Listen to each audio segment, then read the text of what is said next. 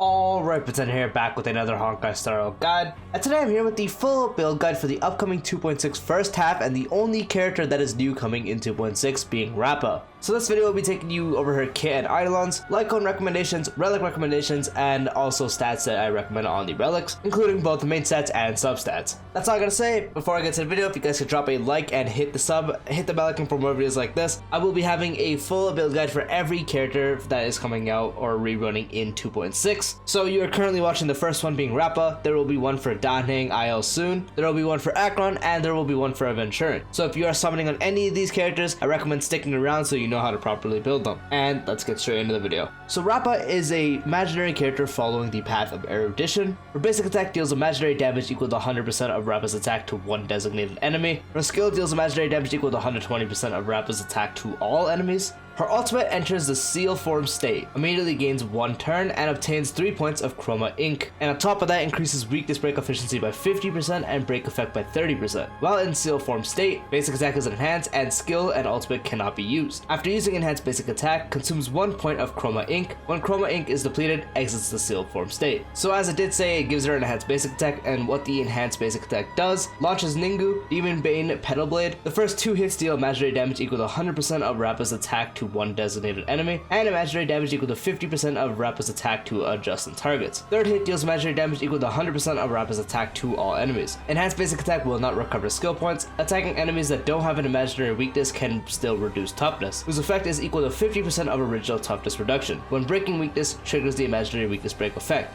For talent, each time the enemy target is weakness broken, Rappa gains 1 point of charge, up to a maximum point of 10 charge. When Rappa next launches the third hit of Ningu, Demon Bane, Petal Blade, additionally deals break damage equal to 60% of Rappa's imaginary break damage to all enemies. This damage can ignore weakness type to reduce 2 toughness, consuming all points of charge. Each point of charge increases the break damage multiplier by 50% and increases the toughness reduction that can ignore weakness type by 1. When breaking weakness, trigger the imaginary weakness break effect. For technique, after using the technique, enters the graffiti state for 20 seconds. While in the graffiti state, moves forward rapidly for a set distance and attacks any enemy touched. During rapid movement, can block all enemies' attacks. Using an attack in the graffiti state can end the state's duration early. After entering battle via attacking enemies, deals 30 toughness reduction regardless of weakness type and break damage equal to 200% of Rappa's imaginary weak damage to each enemy target, and deals break damage equal to 180% of imaginary break damage to adjacent targets. At the same time, this unit regenerates 10 energy. For her bonus traces, her A2, when the weakness of an elite or higher enemy is broken, Rappa additionally gains 1 point of charge and regenerates 10 energy.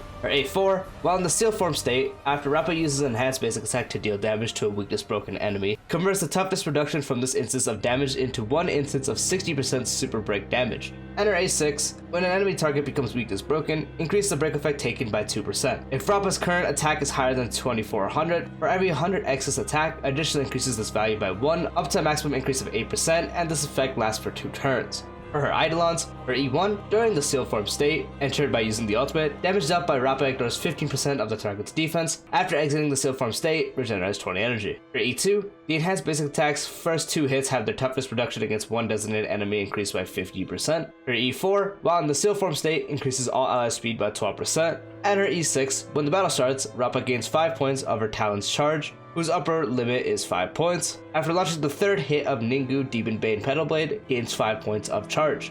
Moving on to the Lightcone recommendations for Rappa, the best one is going to be her own signature Lightcone, and what it does is increases the weirdest break effect by 60%. When entering battle, immediately regenerates 30 energy. After using ultimate, obtains Raiton, I don't actually know how to say that word properly. After using 2 basic attacks, advances the wearer's action by 50% and removes Raiton. After the wearer uses ultimate, resets Raiton. So as you see, this one is obviously going to be a signature Lightcone, making it tailored towards her. As she is a break character, the 60% increase to break effect is very much welcomed. The regenerating 30 energy is going to help a lot with trying to get the ultimate up as fast as possible. And also the action advance by 50% is going to be great because break characters mainly love speed, they love break effect, and they also welcome action advances, making her signature one the far and none best one you can do. Now for the next ones, I'm going to talk about any one that is a free Lightcone or anything that is a 4-star or below will be listed at R5, so definitely keep that in mind. So another one you can use is the one from the Herder shop, which increases the wearer's attack by 12%. After using an attack for each enemy target hit, additionally increases attack by 8% and can stack up to 5 times, and lasts until the next attack. If there's 3 or more targets hit, the unit speed increases by 16% for 1 turn. So this one actually can gain some break thanks to the attack percent that she's able to have exceeding 2400. This Lightcone can help for that, and then on top of that giving you a nice speed increase, making it a pretty solid option. Another option you can use, which will practically only want to use in Pure Fiction, where she's best anyway, so making this a pretty good option, is the Knight on the Milky Way, which for every enemy on the field increases the wearer's attack by 9% up to 5 stacks. So in Pure Fiction this is practically always active. When an enemy is inflicted with weakness break, the damage dealt by the wearer increases by 30% for 1 turn, which will be no issue thanks to the fact that she is a break character. So getting a damage increase is going to be nice. It's obviously not as good as break effect and all that kind of stuff, but the attack percent can help and the damage increase is still noticeable, so it is another option you can use. And then a 4-star option, which is definitely going to be her second best option overall, is going to be the After the Charmony Fall, which increases the wearer's break effect by 56%, and after the wearer uses their ultimate, increases speed by 16% for 2 turns. So this one just gives you break effect, which is nearing the amount of the signature at S5, and also giving you a very nice increase to speed when you do enter the ultimate, so that's going to be really good for her, getting her enhanced basic attack to attack even faster. The first time you do use the ultimate gives you an action event already, but after that you still can have the speed boost, you'll have it active, so it's going to help you get more turns. So break characters, again, love break effect, love speed, and then some attack if you're Firefly or Rappa, and Rappa will like the attack percent, but this one gives you break effect and speed, making it a good option.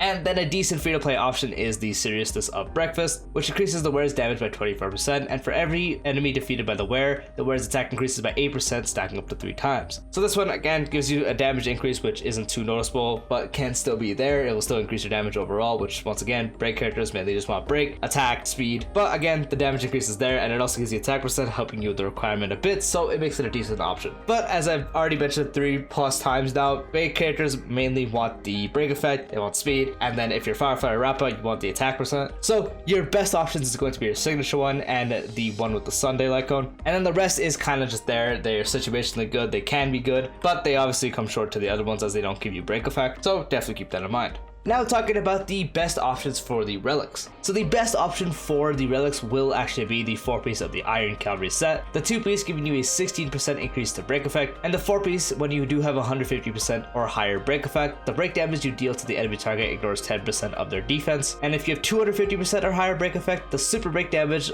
to the enemy target additionally ignores 15% of their defense. So for the most part, the break effect increase from the 2-piece is going to help a lot, and then the 4-piece you will practically want to have over 250% break effect as she is a break character, so getting it up is very important. And then the best team you're going to be running her on is going to be with both Ruan Mei and the Harmony Trailblazer, which both can actually provide break effect, and even without the Harmony Trailblazer you're able to do super break damage thanks to one of her bonus traces, so you're able to make full use of this relic set, making it the best option you can use. If you do not have a 4-piece of the Iron Cavalry set though, you could just do something like 4-piece of the Thief set, which has the same 2-piece as any other break set, giving you 16% break effect, and the 4-piece gives you an additional 16% break effect, and when you do inflict weakness break on an enemy, you regenerate 3 energy. So this one is practically combining 2-piece break, and then also giving you an extra effect on top of that, make it the 4 set the second best option you can do. And then past that, you could actually just do a 2-piece combination, so combining 2-piece Iron Cavalry with 2-piece Thief, 2-piece Watchmaker, just getting the 32% break effect. It's not going to be as strong as running 4-piece of either or, but it is still there. And then the last thing you can do is combine 2-piece of one of them and then 2-piece Hackerspace for the 6% speed increase, as you will want to have a lot of speed, so getting more speed is going to be helpful. But 4-piece Iron Cavalry is the best, if not 4-piece Thief, then 2-piece break effect, and then 2-piece Hackerspace with a break effect set. For the Planar ornaments, the best one is going to be the Talia set, as it gives you a 16% increase to break effect, and when you have 145 speed or higher, you get an additional 20% break effect, giving you up to a 36% increase to break effect. This is going to be the go-to option because 1, it gives you break effect, 2, she's a break character, so more speed is welcome, and you're usually going to want to have more than 145, which is more easier to do thanks to the fact that you're mainly running Ruan Mei on the team, so getting the 10% speed is going to make it easier, giving you practically a free increase to break effect by a whole 36%, and it also works everywhere, so it is her best in slot. As she is a break character, there really isn't any other option, but a situationally possible use is actually the Forge set, which gives you a 6% increase to speed, and when you hit someone that has fire weakness, the wearer's break effect increases by 40% for 1 turn. So if you take her into a battle where someone does have fire weakness, you're going to be able to get that 40% increase to break effect, making this one actually optimal, but they will have to have have fire weakness, and she's not able to implant fire weakness like Firefly can't implant weakness at all, but mainly if they have imaginary weakness and then they also have fire weakness, and even if they don't have imaginary weakness, she's able to lower toughness regardless of type. So you're still just able to take this in when they are just weak to fire to get the full set, and on top of that, the 6% speed is helpful. But overall, Talia is going to be a more consistent and a more effective pick. And then past those two, there really isn't any other option. It's practically just basic station, as it gives you up to a 24% increase to attack, which can help with the requirement, but the Talia set or even the Forge situation is just going to be that much better because break characters want that. Usually with the attack requirement, you can get via just your relic sets alone, so you don't actually need the extra from the set bonus. But if you don't have the other two, or you're still just farming for them, then you can slap this on until you get one of the others.